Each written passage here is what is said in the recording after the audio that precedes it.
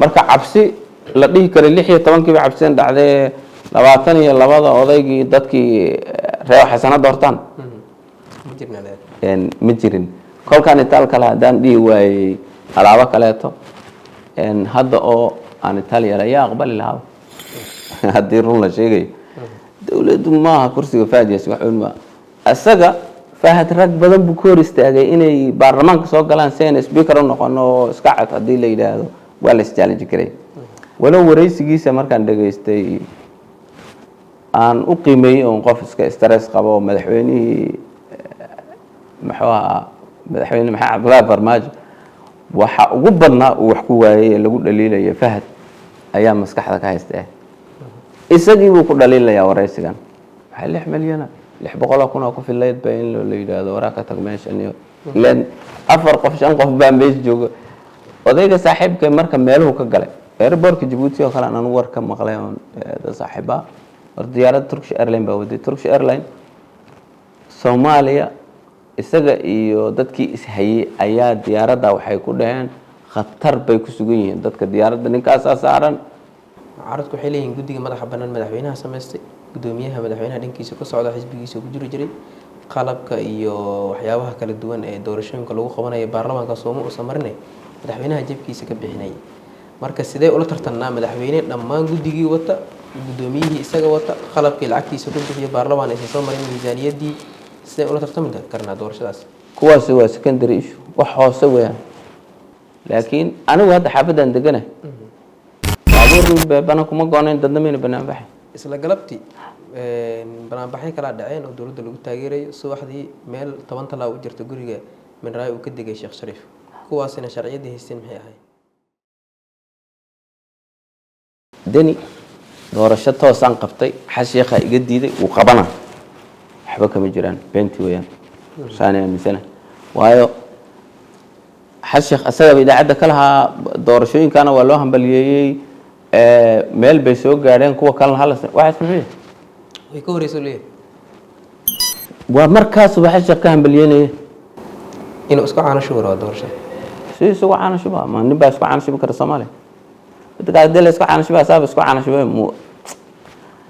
kula wanaagsan daawadayaal ku soo dhawaada dalsan podcast waxa maanta marti noogu ah xildhibaan ahna habdhooro ka tirsan baarlamaanka federaalka Soomaaliya xildhibaan Maxamed Cabdullaahi Xasan Nuux marka hore aad ayaan kaga mahadcelinaynaa xildhibaane wareysigan gaarka ah dalsan TV iyo waqtiga ay noo soo hortay wad mahadsan tahay adiga iyo bahda dalsan TV ba wareysigeena ayaan gudageli doonaa waxa uu ka koobnaan doonaa qaybo kala duwan oo arimaha xaaladda dalka ku saabsan iyo arimo kale marka hore xildhibaan Nuux baarlamaanka Soomaaliya ay hadda jira ee 11aad waxa la sheegay inuu yahay baarlamaankii ugu shaqada badnaa shuruuc kala duwan ayaa la ansixiyay oo dastuurka ay kamid tahay arimaha doorashooyinka oo dawladii hore ay ku dhiiranin iyo arimo kale oo baarlamaanka Soomaaliya 11aad hadda shaqada ugu badan u qabtay ah saddex muddo xileed ayaa baarlamaanka Soomaaliya ku soo jirtay shaqada uu qabtay baarlamaankan ka waran marka hore marka xigtana shaqooyinkii hore ay soo qabteen baarlamaanadii hore muxuu kaga duwan yahay baarlamaankan wad mahadsan tahay baarlamaanka 11aad ilaa iyo kii 9aad ayaan ku jiray saddexda teeranba waxa la dhihi karaa arintaasi waa arin jirta oo saxa sababtoo ah shaqooyin waxa jiray u yaalay baarlamaankii 9aad inuu qabto iyo kii 10aad ba inuu qabto laakiin aysan qabanin labada golo labadii xilli muddo ee baarlamaanku soo maray shaqooyinkaas waxa kamid ahaa shuruuc asaasi u ahayd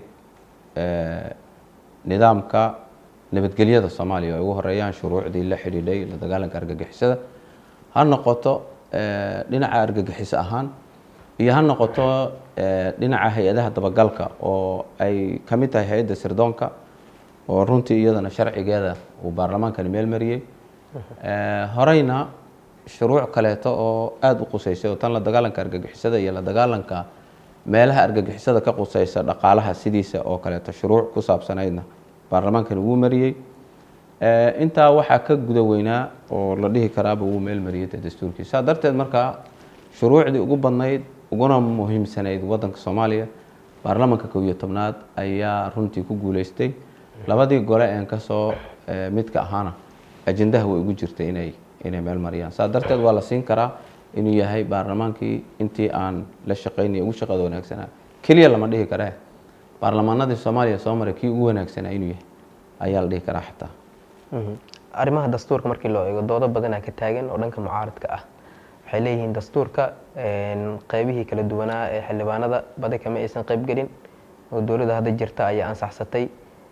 guddoonka golaha iyo xubnaha kala duwan ee golaha shacabka ayaana arrintaasi aad kaga shaqeeyey. dooda mucaaradka hadday ahaan lahayd mucaarad iyo xildhibaanada golaha kale ka tirsanaaba maxaad ka leedahay ugu jawaabaysaa? runtii waxaan ka leeyahay dood qofku haddii uu iska damco inuu iska doodo waa uu doodi karaa. dastuurkani wuxuu ahaa fursad Soomaaliya loogu danaynhayay. waan arkaa mucaaradku inay ka hadlaan, laakiin waxaan anigu nasiib darro ku tilmaami lahaa dadka dastuurka dhaliilaya ma dhaliilaan qodobo dhibaato u geysan kara madax banaanida wadanka, dhibaato u geysan kara hababka dhaqan-dhaqaale iyo wada noolaanshaha wadankeenu u samaysan yahay. qodobo saas oo kale ah qofku markuu keeno dhaliishiis waxay noqon kartaa mid la liqi karo ama mid laga hor imaan karo. laakiin hadday iska noqoto fawaylu lilmusalliin oo keliyata in lagu soo koobo dastuurka fasiraadiisa iyo dhaliishiisa, waxaan u arkaa inay ka mid un tahay hanaanka tallaabaqaadka dowladda challenge-ga ku yimaada ama dhalashada in ay dhalato mar walba taxaddi ka hor yimaada. taan baan ku tilmaami lahaa. laakiin dastuurkan waxay dadku og yihiin ama ay dhammaan ku qanacsan yihiin mucaaradku inuu yahay dastuurkii ugu habboonaa ee ay Soomaaliya yeelato ilaa iyo xilligii ay qaadatay xorriyadda iyo dimuqraadiyadda madax banaanida ay qaadato. dastuurkii ugu habboonaa inuu yahay kani. laakiin mucaaradka hanaanka ay wax u dhaliilayaan, horta mucaaradka anu ma ihi dadka diiday oo dhahaya maxaa wax la isugu mucaaradaya. laakiin waxaa habboon qofka mucaaradkiihi sidiisaba inuu ajende gadmi kara oo shay markuu ka hor imaan hayo. Soomaalida waxay ku mahmaahaan ushii aan u la-ag dhigin mana dheeraato mana gaabato, waxa lagu jilmeeye male. saa darteed mucaaradka Soomaaliya waxaa laga rabaa dastuurka marka ay ka hor imanayaan inay yidhaahdaan qodobadaas iyo qodobadaasi waxay ka hor imaan hayaan fursadda mujtamaca Soomaalidu ay haystaan ee noocan uu challenge ku yahay. laakiin madaxweynaha iska bedeshay waxaas waxba kama jiro. baarlamaanka Soomaaliya waa laba golo. kasakow labada gole waa baarlamaan ka yimid Soomaaliya oo dhan. waxaa la yidhaha golahan aanu ka tirsanahay golaha shicibka, wakiilay ka yihiin shicibka. baarlamaanka kama dhacaan doodo uu xildhibaanku leeyahay qodobka 61 faqradiisa 5 balabala waxay dhaawac ku tahay sidaa iyo sidaas. laakiin dowlad goboleed baa dhaliilaya, dowlad goboleedkaasaa dadkii golaha ku matalaya la soo hadlayaan campaign iska Italian ha lagu buuqo. laakiin aniga waxaa kolkaan baarlamaanka dastuurka ama looga hadlayo baarlamaanka uma meel marinayo dastuur dhibaato u geysanaya shacabka Soomaaliya. annaguna kuma aanan dhiiranayn inaanu soo bandhigno. saa darteed markaa dadka dastuurka dhaliilayana dhaliilahoodu waa dhaliilo iska dhutinhaya oo ah. arrinta waxaan gelaynaa doorashadaada kursiga xildhibaan golaha shacabka baarlamaanka Soomaaliya weliba midkii ugu dambeeyey. taliyihii hore ee Danisa Faad Yaasiin Xaaji Daahir oo dhawaan wareysi bixiyey waxa uu sheegay in adigoo xildhibaan nuux ah iyo xildhibaano kale oo baarlamaanka ka tirsan oo xildhibaan Fiyoore iyo Cabdifatax Qaasim iyo xildhibaano kale ay ku jiraan in ergadii Faad Yaasiin kursigiisa loogu talagalay inay doortaan idin doorteen. eedaas maxaa kaga jawaabaysaa? marka hore maxaase ka jira arrimahaas? horta niyow odayga saaxiibka Faad Yaasiin waa dhageystay wareysigiisa. stress aad u badan ayaa ka muuqday. odayga waxaa moodaya hadduu banaanadaa tegay waxoogaa inuu soo nastay, laakiin waraysi wuxuu bixiyey la yidhaah maahaba wadab wax walba wuu isku qaaday alakhdar walyaabis. marka waxaan leeyahay warkaas waxba kama jirin. ma aha inaan leeyahay waxba kama jirin oo keliya odayga saaxiibkaya ma stress hayaa ma macluumaadka xusuusta wax ka gaadheen say suuragal ku noqone inaanu annaga haddaan xataa anagu aqbali lahayn dadka nagu see ku aqbaleen waxaan aada usii xasuustaa 2 doorasho horta aniga tayada ii dooratay ergedu reerka naga ahayd wuu dhihi karaa reerkiina uma dhannayn oo qoysas baa maqnaa wixii kale wuu dhihi karaa laakiin dadkii aan matalayay bay ahaayeen number 1 challenge aad u xoog badan baan holkii kala kulanay markii ergedii la soo xareeyay xataa runtii inuu saa dhahana saaxiibkii faad nasiib darre ku tahay sababtoo ah waxa saa sameynayay wix isagu keenay bay ahayd maxaa u jeedaa maamulka xilliga qorshaha sameynayay ninkii lagu xamanayay inuu geed fadhi u yahay oday u yahay walow wareysigiisa markaan dhageystay aan u qiimeeyay oo qof iska stress qabo madaxweynihii maxuu ahaa madaxweyne maxamed cabdullaahi farmaajo waxa ugu badnaa uu wax ku waayay lagu dhaliilaya Fahad ayaa maskaxda ka haystay isagii buu ku dhaliilayaa wareysigan saaxiibkay Fahad kursigiisa waa runtiis isku maalin waana la doortay asagana kow noo ahaa runtiina waxay ahayd meel maalintaa culays baa jiray aada u badan iyo dhibaato amni xumo iyo karays baa jiray marka annaga soo baxnay waaba kuwii dad aada u qiimo badan nooga baabeen meeshii dhibaatooyinkiisii bateen laakiin mayna jirin ergadii dooratayna qabiilkayga ahayd waana waxaaba la diiwaan gelinayay 2 habeen ka horeysay baan ku diiwaan gelinaynay halkii CID-da uu joogaa taliya Cabdikaafi oo waagaas haystay oo aan ka codsanayn in la fududeeyo Cabdifatax Qaasim saaxiibkay ka jawaabi doona laakiin waxaan ogaa markaan soo safraynay ergadii uu ka keenay meelaha hostage u haysteen dhaqaalihii iyo wixii laga rabaa ku adkaa culays bay ku ahayd Cabdifatax Qaasim oo leeyahay reerka naga doortay ilaa 2 habeen ayaa Allah u naxariistay isaga iyo maamadii dhimatay maama Khadiija ilaahay u naxariisto iyo Cabdifatax Qaasim oo hadda wasiiraan islaawiya maalmo qabiilkii iyo isagii challenge isku haysteen culaysku ku batay ergaa xasaydii doortay mugalabkii diyaaradda raaca ninkan saaxiibkeen maba ogeyn ninkaasi magaalada isaga ay u xilxilneed oo dagaalaba ka dhaceen dartiis dadka isaga magaalada isaga inta haystay oo culayska ugu badan macluumaadka in doorashadii dhacday holkii isaga markii laga bixiyaa ugu dambeysay horta laakiin anagii ku soo hadnay baadin horta macluumaadkana weydiiyay markuu hadlayo waxyaalo badan oo mararka qaar dadka madaxtinimada soo maray loo baahan yahay inayna ka hadlin wuu ka hadlo runtii saaxiibkay humbulida iyo wuxuu ku roonaa meel ku dhumashada kuma habboonayn inuu media saan uga hadlo waayo sorry waan ka xumaa inaan saaxiibkay ku yara durkay macluumaadyada uu ka hadlayo dhammaantood haddaana dhihin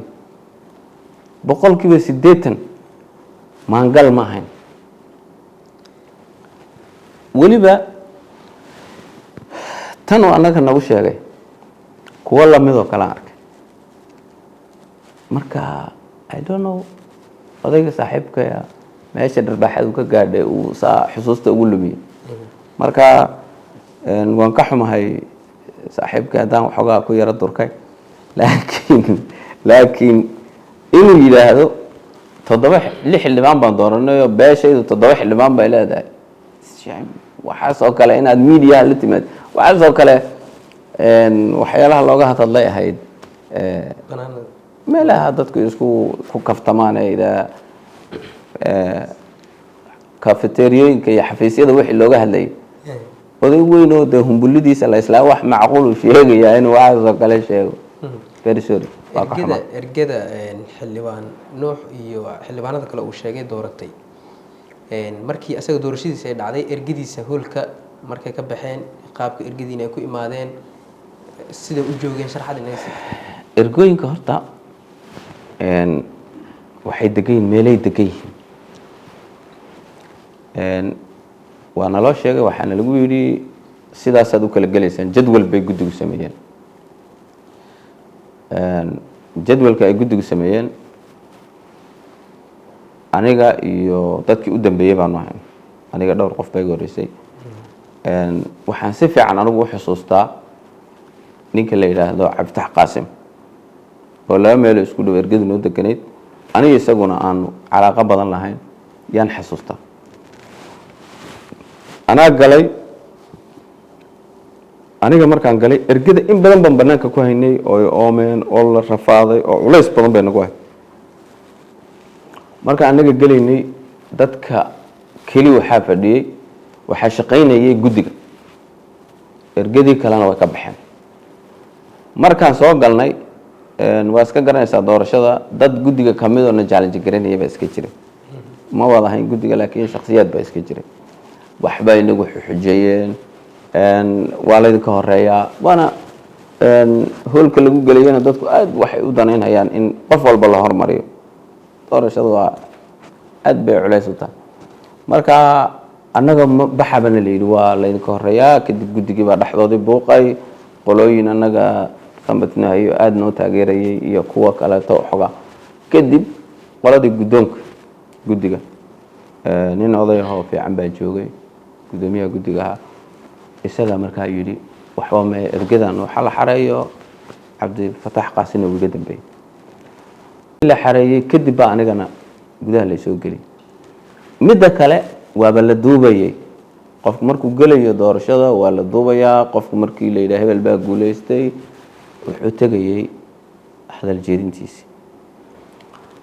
hadday noqoto in la isku eedeeyo waxaa la isku eedeyn karaa qofku waa tanaasulay qofka adaa soo qalqaaliyay dadka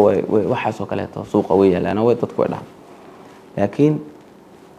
qofka in qabiilkiisuna uu dooranayay ergadana waxay ahaayeen erge rasmi oo soo fadhiisanaysa annagana morally inaanu de noocaas ilaa xadkaas inaanu hoos iyo aadna anakooba jaalanjiyadii kale kasoo gudubnay nagumayna kalifa inaanu ergo xildhibaan kaleeto oo ayna markaa naga dhaxaynin almiin haddii la dhihi lahaa reeraha jufooyinka kor iskale hoosta markay usii dhaadhacaan ha isla codeeyeen iyo saan waa la dhihi kara laakiin laba reer oo laba culays ku kala jira waa ka xumahay ani marnaba reerkaa uu faad ergeysa igu tilmaamay dadka aan ugu xurmada badana ayay ku jiraan reer waxaas annagana awowa qayb ka mid aan u malayn mise majo iyaga dhanba ma aqaano waan isdhalle waa dad aan aada wanaag ugu hayo laakiin markii la yidhaahdo astaynta kuraasta iyo jufada aan ahay baa le muxuu ahaa ergada marka taasi morally ani xataa ima raali gelinayso mustaqbal ahaan iyo maanta midna iyo maadi ahaan wixii laga soo tegay 2016 kursigaagii doorashada waxaa xog ku haynaa inuu ka dhacday israsaaseen uuna ahaa kursi buuq badan uu ka taagnaa caqabado badanna ay jireen kursigaas markii laga hadlayo oo buuqa badan uu ka taagnaa eedafaad uu ku jeediyey ma u muuqataa inaa diidaneed markaas iyo markaanba in lagula tartamo may waxay ku habboon tahay macluumaad ahaan in la isu weydiiyo xogo saxa laga helo horta 16 buuqa iyo kan iskuma xilnay 16 challenge xoog badan ayna haystayba wasiir baan ahaa qof wasiira marka waa la challenge gareynaa kolkii waxoogaa taxadiyad meel uga soo baxo buuqaasi wuu jiray sibuuna ku jiray markii aan doorashada galnay xilli horta gaaban baan u galnay oo maqrib ergadii doorashadii waxaan isku qabanay muxuu ahaa codadkii la tirinayay ayaa qaybo ka mid a dadka qaarkood calaameeyeenoo si qofkaasi malaha loo garto islaa dee wacyi lagama haysanin waxaa khilaaf ka yimid marka codkan anaa tig la ii siiyey hala ii tiriyey lama tirinayo buuqii baa batay buuqii markuu batay ergadii gacanqaad baa ka yimid dhexdoodii annagiina banaankaan u baxnay maamulkii baa isku dayay inay xaliyaan mayna xalismin buuqi wayna u dacaydeen dadku waxay dhahdeen korontada nuuxdansaday iyo waxaas waan jeclahay inaan maanta ka jawaabo wallahi baan ogeyn korontadu meel ay uga taalay hoolka ama meel ay kasoo galaysay hoolka markaas ay igu warisay horta laakiin ku qabata iyo qadar la maxaa dhihi jiray waa la aqbala waana la aqbal siiyey laakiin maanaan samayno korontadu maanaan jebin maanaan baktiin laakiin dadku mar walba ood itaal leedahay waxay ku arkaan inay doodooda loo nuglaado victim carana loo isticmaalay waabana laga badbadiyeyba dhinacii wixii inagii saxda maxkamadda sare waxaa yimaada xeeryaalaha guud iyo taliyaha booliska iyo taliyaha sirdoonka meesha yimid ayagaa baaritaan sameeyey baaritaankaas waan hayaa si saxa natiijadii loo soo saaray waxay ahayd in annaka oo qorshihii nalkii kolkii la damiyey kadib buuqii xabadna lagu furay kadib marka annagana loo nisbeeyey sababtoo ah annagu maadaama oon dee dowladda ka soconay dadka kolkaa lagu tuhmi karo inay aan wasiir ahaa lagu tuhmi karo inaanu wax xoogayno waagaana way badnaayeen propaganda internationalka iyo waxaas qolooyin safiirkii markaa safiirada iyo xalaalna jooga ka mid ah ayaa aad kiiskaa u garab orda oo u buunbuuniyey natiijaduna waxay ahayd doorashada kamana qayb galeen hadday sidaa u dhici lahayd dhinac walba waana looga keenay laakiin dad badan waxay aaminsan yihiin oo saaxiibaha ninkaani noocii xoog wax ku qaata xataa uma samaysnin dadka inay wax xoogaan ku fikiraan hadday noqoto personal violence iyo dagaaladii waxaan ugu nacabahay weyaan laakiin de markaas waana la qaadsiiyey buuqaas markaa itaal baaban lahayn iskuma xidhmi karaan kii dambe hadda wax itaalaba ma lahayn horta madaxweynaha jamhuuriyadda oo markaa jooga farmaajo ahaa maybe inaan 3 jeer arkayba wax calaaqa ah iyo wax xidhiidh nagama dhaxaynin madaxweynihii kolkaa wadanka jooga baawarka haysta labo qofka labaad Fahad Yaasiin baa Fahad Yaasiin markaas awoodiisa iyo baawarkiisaas wax dhiba anigu ma ahayn oo hadaan hadda yiraahdo Fahad baa markaa ila diriray oo challenge gareeyay waxba kama jiraan Fahad waadaas intuu iga meermeeri karo ayuu iga meermeerayay rooblana ma baan isgaranayn yani personal dad siyaasad ku wada jira hay wanaga dhaxaysay laakiin wax alaaqeen igama dhaxay meesha maxaa ka jira marka nin bacaad ka fadhiyo oo miskiina ma yahay ninkaasi inuu cabsi inuu xuduud ku xidhay iskada rag baa jira odayaal oo kaalmeeyay markaas doorashooyinka qayb ka ahaa oo gacan isiyaa jiray Cabdicaziz lafta garan abaalka oo hayo iyo rakaleet iyo way jireen oo isabood garay laakiin maamulka saxdi wuxuu ahaa kii dhisnaa waxa sidoo kale to abaalkiisu sax ahaa dabageed oday cali guudlaawe barasharo badan baa haystay wuu jeclaa kursiga inaan meel kastana uu ka sheegayo oday kama tagayno laakiin dowrkii oo odaygu barjeexnimadii waxoogaa uu ka taxafuday oday cali guudlaawe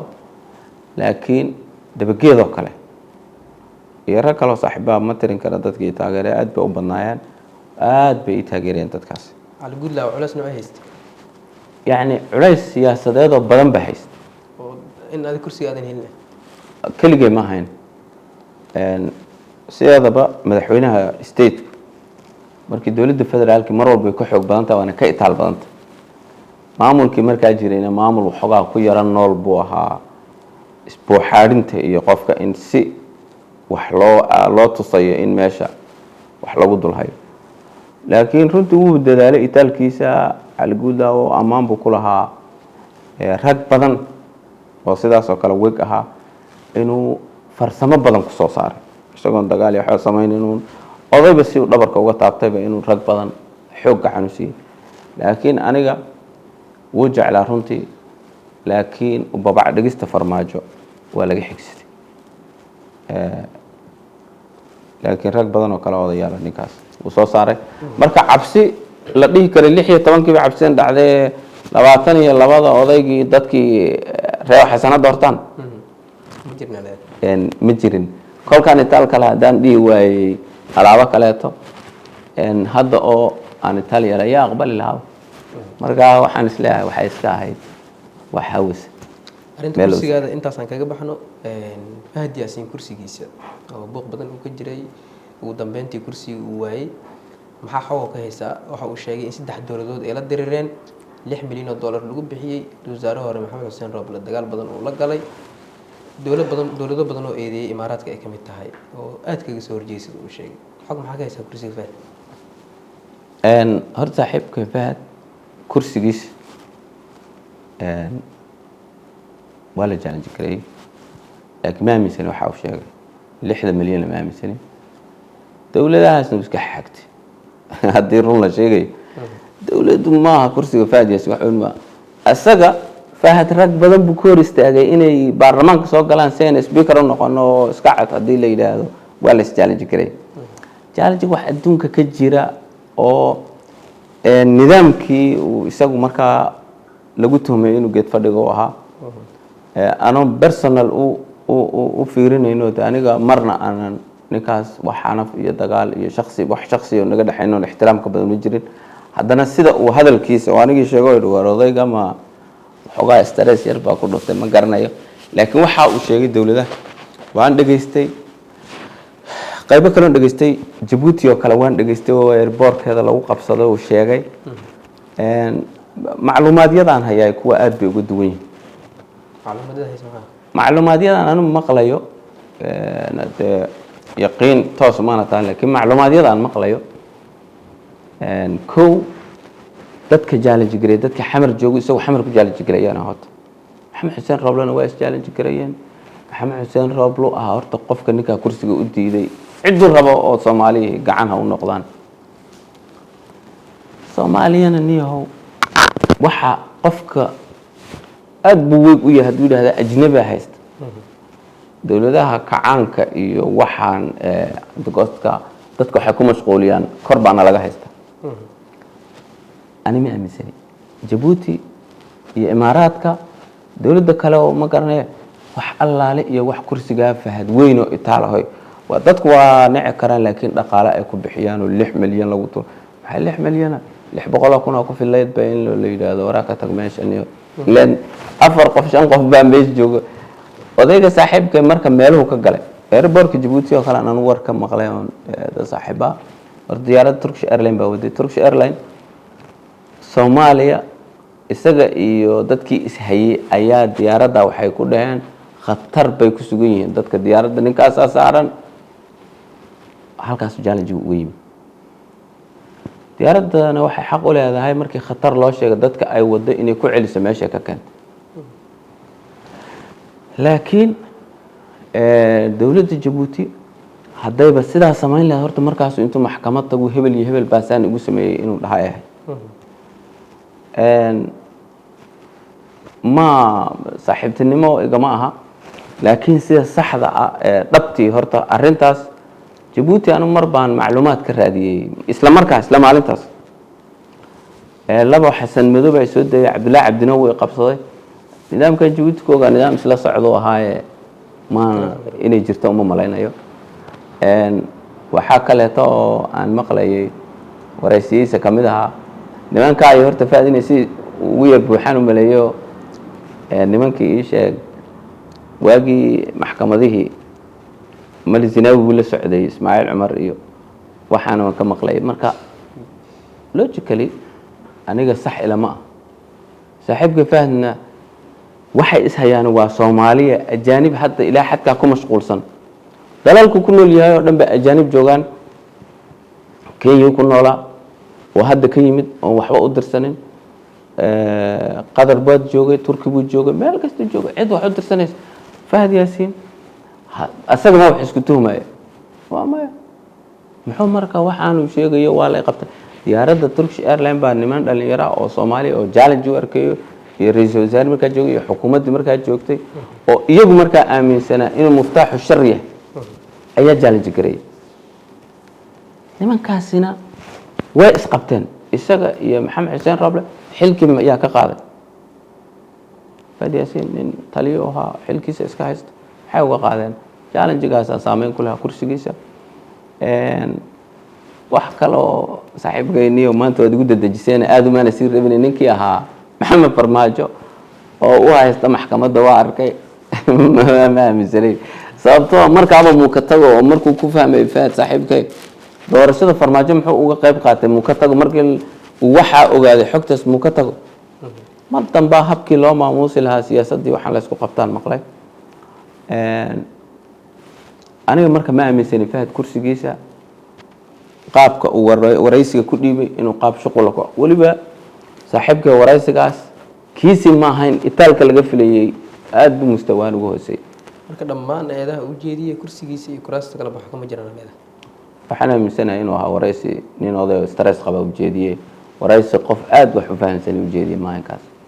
intaas aan uga baxay madaxweynaha Puntland Saciid Cabdullaahi Dani xalay Muqdisho ku sugnaa uu hadlay waxa uu sheegay in madaxweyne Xasan Sheekh markay Garowe isku arkeen inuu rabay in doorashooyin qof cod isaga uu fuliyo doorashooyinkii ka socday Puntland Dani uu joojiyo Dani wuxuu sidoo kale sheegay in madaxweyne Xasan uu rabo inuu isku caanasho doorashada hadda maalintaas buu muuqata muxuu waxaaba u sheegayaa waxaas muxuu u sheegayaa Dani Dani doorasho toosan qabtay xasheekha iga diiday uu qabana waxba kama jiraan beenti weeyaan saanay amisana waayo xasheekh asaga idaacada kalaha doorashooyinkana waa loo hambaliyay meel bay soo gaareen kuwa kale hal waxa sameeyay way ka horeyso leeyahay waa markaas waxa xasheekh ka hambaliyay oo tusaaliyaalkiisa dhan ay kamid ahayd Saciid doorashada soo qabtay waa sax kuwan kalena deegaanada doorashooyinka deegaanka hala qabto wixii kale muxuu ah inuu isku caanasho waro doorashada si isku caanasho ma nin baa isku caanasho kara Soomaaliya dadka hadii la isku caanasho saab isku caanasho mu wallahi waa ka xumahay ani ma ahayn qofkii hadda xukuumadda afayeenkeedii saa u hadli lahaa laakiin dadka isku caanasho dadka yana dhib maxaa isku caanasho baysan sideedaba shayga goormo ceeb noqona marka adiga ka baxsanta ما تقعنا القرآن كواحد يجري لما تقولون ما لا تفعلون كبر مقتا عند الله أن تقولوا ما لا تفعلون سعيد بن واحد اسمه ديارسين ورشد ده فرن إنه قبط مو ديارسين ماشي سكرين إنه قبط متى كلام سعيد عبد الله الدين محو ساك حقوه هذا محو قبطين ماشي عن مود عرقتمو كان قد ميسا ويلا هذا وراح الشيخ 1 2 3 warshicibka Soomaaliyeed waan u tiriyaan wadnaay nala wad waxa la yaabanahay qofku wuxuu tusaale bixiyaa ama hanaan sax ka hadlaa markuu hanaan sax gacanta kula jiro marka Saciid Cabdullaahi Dani odaygaas hebel baa isku caanashubaya iyo hebel baa lagu soo caanashubay ma taagin madaxweynaha Soomaaliya laba arrin uu keenay doorashada tooska oo yiri hala aan aadno iyo dastuurkii aan sameeyay yiri hala dhaqan galiyo intana baarlamaanka sameeyay baarlamaankana Saciid Cabdullaahi Dani dadkiisa waa matalayeen waana joogeen isaga baa si dhexe u shaki ana ma aaminsan marka waxa hadda Saciid sheegay inuu wax loojigaya isagana ma baahan qofkii dheela سعيدني واسكو عانشو هذا مدحوينها Soomaaliya iyo dawladdiisa way aqoonsan yihiin Puntland madaxweynaha ka qayb galay caleema saarkiisa iyadoo madaxweynihii ka qayb galay dawladdii aaminsan tahay caanashubkaas xagu ku iman kara ma logic yani doorashadii laga qabtay halkaas daahfurnaan ma ka jirtay in Saciidani soo baxay looga in Saciidani soo baxay looga inuu xildhibaanada qortay uu guriga ku qortay soo kaxeeyaa ku jirta meesha waxba kama jiraan wax kale maanta Dani iyo mucaaradka waxay leeyihiin doorashada koonfur galbeed ka dhaceys aadan madow inuu soo baxayo waa la og yahay oo caanashubkiisa socdo waxba laga weydiin maayo sababtoo hadduu qol isku soo xidho oo saaxiib la ahaan la waa sax bay dhahayaan saaxiibka Cabdicasiis waa aniga saaxiib la ahay ugu dhow dadka baa qol intuu galay buu isagii gudoomiye baarlamaanka isku soo caanashubeen way ka hambaliyeen sideedaba qiyamkaaga waxaad ku ilaalin kartaa banaanka markaad joogto kadib baana dadka wax u sheegi kartaa وكحمة عبلا سعيد عبلا الدنيا مونا كهم بليانين كم جيران ده كراوت مونا كجير لكن معارض كقله واحد قرقري يسوي كمان هم بليادو كده سيدا هذا معارض كالصوماليا نحس شيخ ليدا كرسي سيان وقع عنابا أركتك هيان مانه سيان وجالن جقرينا أنا قصدي هذا بوحان ربا قفكم مركو سياسة ديدا هذا وحبان هيا وإنه وح وهيا يكفي عن هاي وح أنا هست وح ما هستا أوكي وحاجة نسكا هستان وح كفي عن ما هستا حقا كان سؤاله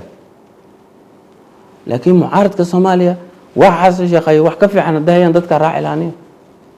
لا بو إن دورشين كان يوحم هذا لقى هذا إن هذا ما حسوسته حس شيخ مركو إيمان هي قرشيه وجب بلارهم وحوها صدح الرماد بانسلاه قلادن la dagaalanka argagixisada meel marinta dastuurka iyo doorashada tooska ah inay waxyaalo ugu muhiimsanaa u sheegtay marka horeysay waxaan dhageystay safiirka Mareykanka inuu abaan u malay wuxuu dhahay ninkan qorshooyin cad iyo team buu wata run bay ahayd anu baarlamaankan ka shaqeynay ana horta xal sheekh ma dooran saas ugu dadkii teamka ahaa marka xal sheekh la socdo xal sheekh intay soo doorteen soo dhisay maana kamid ahayn لكن waxaan kamid aha fikirka markuu keenay dadkii la qaatay logic la ahayd aad macquul ka lahayd wax ka bedelka dastuurka dadka kala shaqeeyaan ku jira doorashadan tooska waan aaminsanahay haddaan anu kursi ku waayo waxa kale oo aaminsanahay la dagaalanka argagixisada in guul laga gaaray guul weyn laga gaaray guusha laga gaarin in guul dagaal tahay guul wada hadal laga ma gaaro shabaab sidiisa xas sheekh marka ilaa hadda marketkiisa shaqada iyo marketkiisa siyaasadda mid dhagaha dadka gali kara weeyaan sababtoo ah wara magaaladan amniga baa laga dhigayo waxa la yiri waa magaalo amni ah dadku sidee rabaan ha u noolaadaan dadkii waxa la yiri ordo doorasho toos aad wiilka 26 jirka iyo odayga 60 jirka fursad waa u simantaa kii dad bat ayaa soo baxaya leeyahay dastuurkii kala saari la garyaqaanka guud iyo xeeraliyaha guudna waa la kala saaray oo waa dastuur quman oo Soomaali qorato xaafadada soo qorato masaalixdiina ba ku jirta dadka Soomaaliyeed war waxa aan ahayn doorasho dad baninka rabaa muxuu rabaa ma taqaan أنا ما عارف قبل يا بني دورشة تبني وحبة كمان كلام تتوصى وهبونية لأن الدورشة تبني كأنفع سوى سعيدني أحمد مدوبي رقم الله يستيقظ وصقرني ضد رقم قديش جاي وحبة محي كده فيها حتى هذه دورشة تبني آد اللي ده حل ما حقيقي هنا نينا بقرني ياقل فديه خيالي كان هذا سمين العيان كان أقول له جيكسن حسبية هذا بيدوك ترتمي دولتي وأراضي حقوق جديدة ودنيا سكوجي سكوي كنت ما دافع لهذا كوش بنا كوي كنت وارسك يا قادنا لكن JSB أكليا كنتي كو بقول كاش كنتي كو كراس وارسك كنت كو إن مدحين كل ستة يلا دور شل عذين يته عليس وين أرنتو كو أدين دور شوين عرضكو حيلين جدي مدح بنا مدحينها سمستي قدوميها مدحينها دينكيسو كصعود حزبيسو كجري جري qalabka iyo waxyaabaha kala duwan ee doorashooyinka lagu qabanayo baarlamaanka Soomaaliya oo samarnay madaxweynaha jabkiisa ka bixinay marka sidee ula tartanaa madaxweyne dhammaan gudigii wata gudoomiyihii isaga wata qalabkii lacagtiisa ku bixiyo baarlamaan ay soo marin miisaaniyadii sidee ula tartami karnaa doorashadaas kuwaas waa secondary issue wax hoose weeyaan gudiga doorashada horta dastuurka iyo doorashada iyo markay ku soo qancaan sidii loo bedelay madaxweynaha doorashadiisa tooska gudigana loo bedeli karo gudigu dad hub wata ma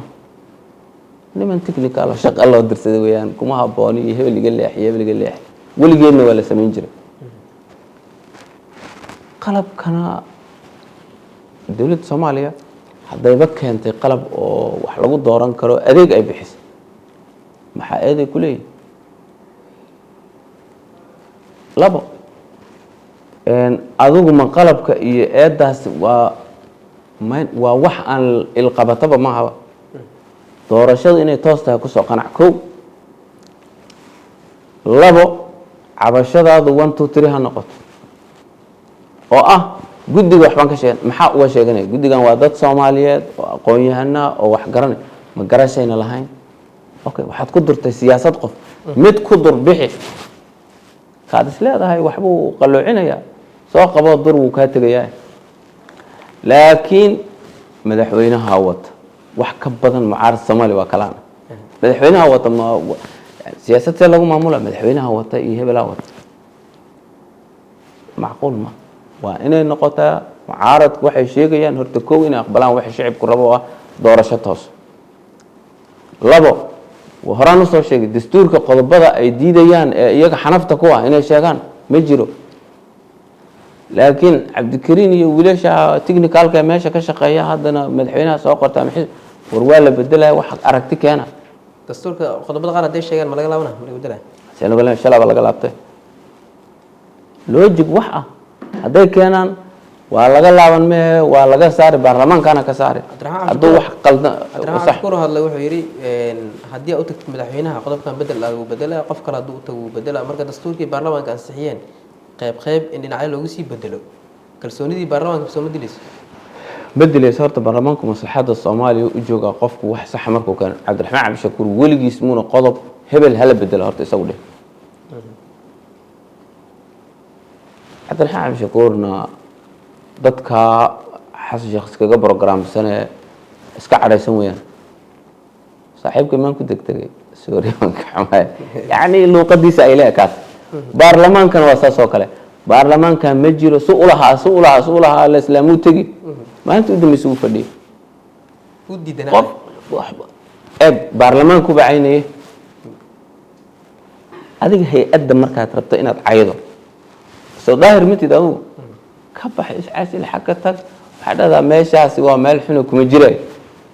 Cabdiraxmaan Shakuur suuqu nagu caaya subaxa dambana tan dhasigu saxiixa sham عيب وين waxaas oo kale to adoo leh waxbaan akhristay ani hay'adan caayo walaahna ku jiray oo waliba media ka caynay maybe inaan dadka dhowraa waxa ma haboono xaafada dadka dhalinyarada ka shaqeynaya xafiisyada laakiin intaan idaacad tago oon hay'adani ma jirto dhahoon caayo inaan mushaharna ka qaato attendance maalinta damaan saxiix waa maskaxda stresska qabtay aan xaadirkan waxaas oo kale very sorry waan ka xumahay dhaqamada dadka qaarkood madaxda ee sharafta leh ay mararka qaarkood media ka sheegayaan maybe anagu maanta inaan waxyaalaha qaarkood marka ka jawaabay laga yaabo inaan dhaliilo badan u jeediyo laakiin runtii waa mid qofka Soomaaliga niyo waxa dhahdaa biya ka maqan biya macaan ba ka maqan biyaan macaan ba haysataa kuwa macaan baan hayaa fikirka dadka ka gad laakiin dadka Soomaalida karaahiyadan qayladan dhaliilahan aan meel la gaarsiisnayn dhaliilaha aan laga koreynin Soomaaliya 2000 iyo hadda dawladda xukuumadda cusub markay imaanayso magaalada wada qarax beledweyne joognay qaraxyaan baabiye meel kasta joog inta dadka mucaaradka saaxiibada waxa la rabaa markay hadlayaan horta amniga jira inay qiimeeyaan oo ay u mahad celiyaan cidii keenta labo dhaliisha ay sheegayaan inay ku tilmaamaan meesha ay saaranta laakiin ma kala leh waa sida loo jabay ee loo si burburayo luqadaas inay luqad wanaagsan ma anoon dhahaynin mucaaradku ha iska taageeraan xukuumadda si bilaa sababa laakiin waxaan leeyahay xukuumadda iyo ha kala saaraan horumarka la gaarayo hadda ciidamada kale amniga yaa keenay ciidamada Soomaaliya in looga hambaliyeeyo si daqiiqa looga hambaliyeeyo laakiin marka dhahdii meeshii waa isku gubatay ciidankiina dhahdid saasa ku haboon dhaliil hoose weeyaan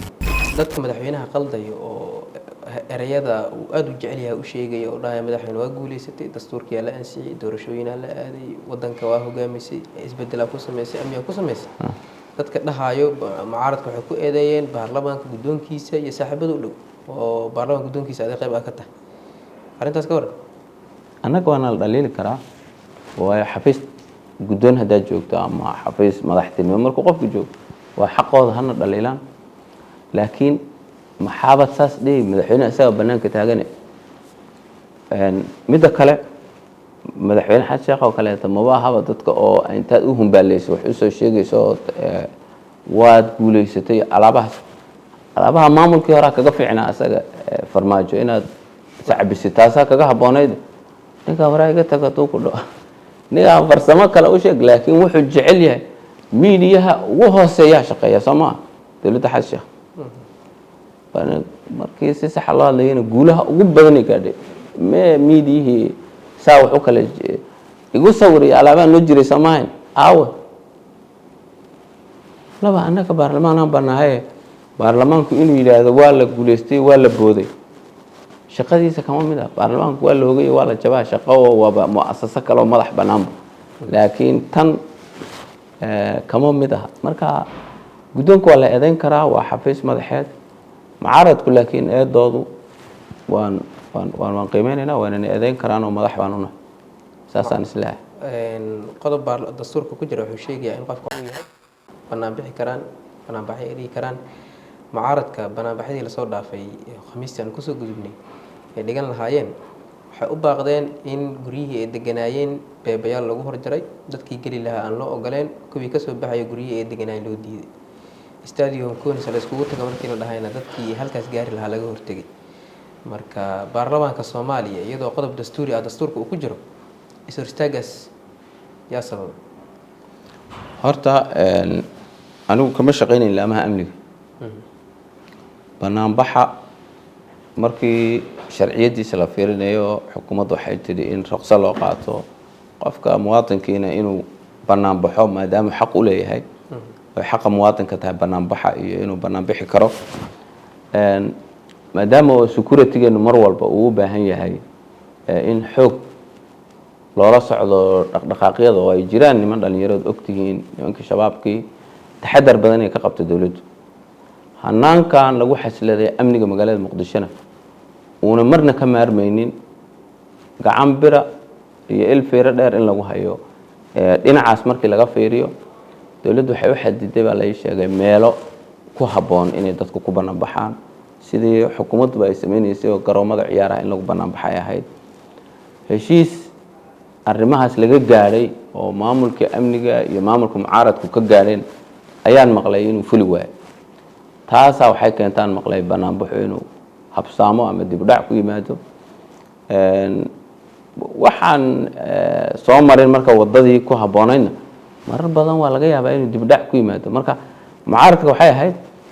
hanaanka ay iyaga iyo wasaaradda amniga iyo gudaha iyo isula fahmayaan inay banaanbaxyada ku abaabulaan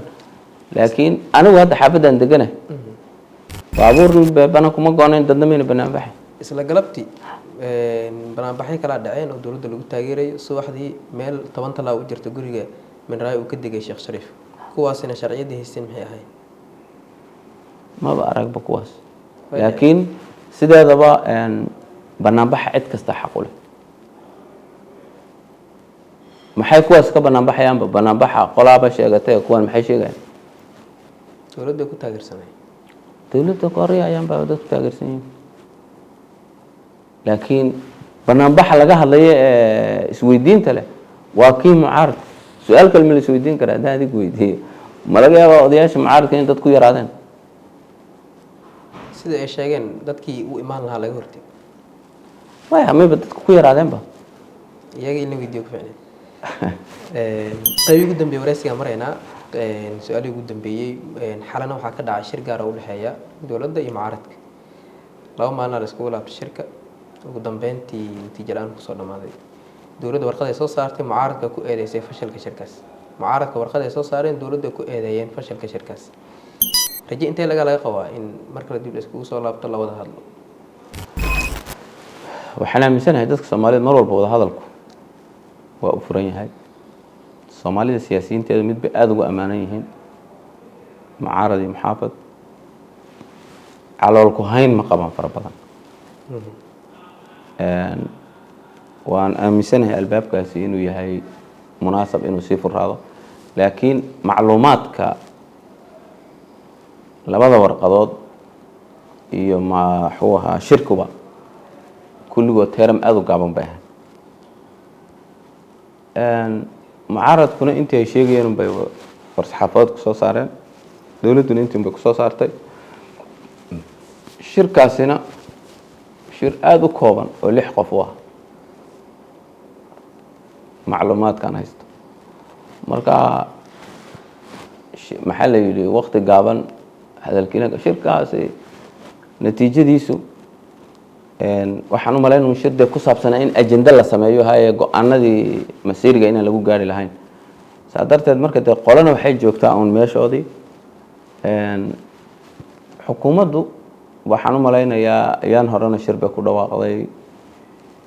qorshe ay ka wadatay in la wada hadlo mucaaradkuna 2 arrimood horta aad bay culays u tahay mucaaradku inta ay leeyihiin doorasho toosa ma rabno iyaga iyo shicibku aqbalaadooda ma qurux badnaanayso inta ay leeyihiin dastuurka ma rabno oo inay sheegin dhaliilaha ku jirana mararka qaar dad saaxiibada weydiiyay dastuurka maxaa ku diidantay looma dhanno ku dhaha waxaas ma luqadba maxay ka dhigantahay looma dhanno waxaan waa xeer qoran qodob hebel baa dhiba dheh dhanida maxaa kaa gale meel walba dadka Soomaaliya 300 iyo xogaa dad loo xil saaray inay shaqadan qabtaan qofkuna waa inuu yiraahdo shay hebel ayaa dhibaato ah dawladda ku riixaysa baarlamaanku inuu waxa ku sameeyo mid kale maxaa anagii xukuumadda la isku kor saaray baarlamaanka Soomaaliya xafiiskaas bil Hargeysa maamulkiisa tagayaan annaga maslaxadeena waxay ku jirtaa mar walba wada socoshada golaha waana tilmaanay dastuurkan cidda dhaliisha ka qabtaa inay qodobada sheegto haddana in badan baan ku soo celceliyay laakiin inta labada shay qofku diidan yahay Soomaaliga banaanka joogay muqaabil uma aha shacabka Soomaaliya maslaxadooda aniga taasaan aaminsanahay waxa hadana aaminsanayna ansixintiisana qayb kama noqdeen dadaaladii lagu ansixinayna qayb kama noqdeen mucaaradka Soomaaliyana ilaa hadda suuqooda marketing badeecada taala haday kamid tahay doorasho dadban waxaan aaminsanahay inaynan ahayn badeeca looji taas intaasaan leh ugu dambeyn baarlamaanka dastuurku ansixiyay golaha sharci dejinta iyo golaha fulinta waa uu kala saaray dastuurka Cabditax Qaasim hadda wasiir noqday isaga ugu dambeeyay xilkii xildhibaanimo waa iska casiloobay xildhibaano kala jiraan wasiirina ah iyaguna maxaa baarlamaanka go'aan kaga soo saari la yahay loo dhihi la yahay maadaama xildhibaanana aatiin wasiirina aatiin kala bixiya xilkan ka soo saarid ma baahno muddo jirtay ay xilka ku waayay doonaan go'aanada adag ee dastuurka ku jira kamid tahay bila maslaxada baarlamaanka dadku waxay aaminsan maslaxadiisa kaliya oo shaqeynaya qodobadaasi uma khuduucayaan maslaxada qofka xildhibaanka laakiin dan baa loo arkay in la kala saaro labada xile iskor saar xildhibaanada xilalka hayana way ka tagi doonaan ama xildhibaannimadooda joogayaan oo wasiirka ka tagayaan qofba sida uu markaa raqbadiisu ay siiso waxaana imaan doona dadkii bedeli lahaa wax weyn oo hadda walwal laga qabano ma taas sidaan anigu aaminsanahay ninkii ka qabana dee xeerkii dhaqan galay baa sidaa qabaa iska tagay ka dhigan tahay marka waxa kale ka iman doona ma garanaya laakiin way ka tagayaan xildhibaanada hadda xilalka haya ama xildhibaanimada joogayaan ama wasiirka joogayaan Cabditax Qaasim waa cadeeyay wuxuu dhahay aniga inaan wasiir noqdo waxaan uga tagay xildhibaankii golaha shacabka ee aan fadhiyo intaas ay markaa ku ugu dambeyn xildhibaanay qayb ugu dambeeya marayna fariintaad ugu dambaysa shacabka Soomaaliyeed madaxda hadda joogta iyo mucaaradka u diraysid xaaladda wadanka marxaladan kala guurka ah mucaaradka saaxiibaday macluumaadkooda ay ugu yar marka wax weyn oo hadda mucaaradka Soomaaliya hal eray baan dhihi lahaa mucaaradka Soomaaliya damaca iyo horta ha kala saaraan maslaxadda shacabka iyo damacoodana ha kala saaraan maslaxadda guud ee wadanka iyo maslaxadda qofkana inay isaga dhex milanta sax maaha. su-aasha waxaan sidaa u leehayn hal shay baa doorashada tooska doorashada dadban adduunka qof fahmaya ma jiro. committee waa la yaqaanaa, askar wadan qabsatay oo madax ka noqotay waa la yaqaanaa, laakiin doorasho dadban xagga usoo leexda iyo waxaan ay hadda wadno cidna ma taqaano. dalalkii soo maray burburadeen oo kale ciraaqdaasi ka mid tahay doorashadu waa toos. niman yahow doorashadaasi waa utun idinku taagan inaad doorashada tooska diidantihiin. arrintaa waxaan rabaa inay iska dhaqaan nimankaas. dowladdana way challenge garayn karaan, dad qiimo leh oo soomaalidooda wax ka helaya oo xoog lina way ku jiraan sana min sana. marka mucaaradka isaga waxaan dhihi lahaa niman yahow wax basasha wax beel bay leedahay, taa aynu dhulka dhigno. xukuumaddana waxaan leeyahay mucaaradkan ha u dhimriso intii macquula. hal shay annaga xukuumadda inay samayso raalli kama noqonayno baarlamaanka haddaan xeerarkii aanu ansixina waa inay dhaqan geliyaan, dastuurkana waa inay dhaqan geliyaan, xeerkii doorashadana waa inay dhaqan geliyaan. xukuumadda haddii intaa dhaqan gelin weydo fashilku waa iyada, mucaaradkii ka soo ritay maaha. xukuumadduna waa inay shaqadeedaas wado. ani waxaa aada ii dhiirigelinaya doorashadii gobolka banaadir ka dhacaysay iyo see u dhacaysay iyo kuwa yaryaroo meelahan iska fadhiya inay golihii deegaanka isaga soo baxaan, qolo kale wax iska hesho. taasaan anigu qabaa. annaga in badan baan hadda waxaa la dhahayay waad sii joogi rabtaan, laakiin wallaahi doorashada dadban rajadeen dadka ugu rajo yari waa dadka wax haysta. dad banaantuna hadduuba wuxuu kooban yahayba horead ka helayso. xukuumadduna inay taas qaadataan qabaa, doorashadaas tooska xeerka loo ansixiyana qaabto. shicibka soomaalida waxaan rabaa in hal shay u sheego. shicibka soomaalida hal qodobaa noloshooda aakhriya noloshooda adduunka koobay waa amniga. amnigu wuxuu sabab u noqonayaa inay gaajada ka baxaan. amnigu wuxuu sabab u noqonayaa inay waxbarasho helaan. amnigu wuxuu hordhac u noqonayaa asaagoodii ka tegey inay gaadhaan. waayo soomaaliya waxaa asaageed ka reebay waa amni darro. dhaqaalo darro ma jirto, xoolo darrona ma haysato, khayraad darrona ma haysato. qofka shicibka soomaaliga waa inuu ku fikiro maslaxadaadu maxay tahay. maslaxadaadu waa keliya amni. beeraan leenahay, xoolaan leenahay, khayraad baa lasoo saari baa leeyahay. si aad waxaas ugu guulaysato inaad mustaqbalkaagu noqdo mustaqbal asaagii gaadhay, inayna ka kaftamin, inayna dhaliilsanin amniga aan maanta ku jirno sidii uu u gaari lahaa meesha uuna gaadhin. qofka shacabka soomaaliga waajibkiisa koobaad ilaa waajibkiisa tobnaad in xasuusin lahaa waa kaas. qof siyaasi ah oo raba inuu kursi gaadhan maslaxadiisa maaha, oon ilmihiisaba joogin xamar iyo meel lamid. qof ka macaashaya xabadaha la ridayo isaguna ka ganacsanaya maslaxadiisa. qofka shacabka soomaaliga waxaa la rabaa inuu helo amniga uu maanta haysto. dhalinyarada kafeteriyaasha ka furanaya jidadka magaalada muqdisho iyo meelaha lamidka waxaa asal u ah inay iyagu gacantooda ku ilaaliyaan amniga. waa inay sameeyeen hadda oo amniga inta ugu badan waxa keenaya waa ganacsatada iyo dadka kaamirooyinka iyo garab istaagga ciidamada ka shaqeeya. marka shacabka soomaaliyeed ma dhahayo beeraqota, xoolo samaysta, wax kasta oo noloshiina wuxuu ka bilaabanayaa amniga oo meesha hadda la soo gaarsiiyey lasii toban jibaaro. halkaa qodob baan soomaalida shacabka kula hadli lahaa haddii aan su-aashaadi ka jawaabo. daawadayaalkaasi waxa uu ahaa habdhoore ahna xildhibaan ka tirsan golaha shacabka maxamed cabdulaahi xasan nuux. xildhibaan aad ayaan kaaga mahadcelinaynaa waqtigaada gaarka ah iyo wareysigan Dalsan TV siis. adaa mudan, aad baan ugu faraxsanahay inaynu guud ahaan kulankaan qaadano. wareysigani gaarka ahaa ayaa intaasi kusoo gabagabeynaynaa. waxaan idinkaga tegaynaa sidaas iyo nabadgelyo.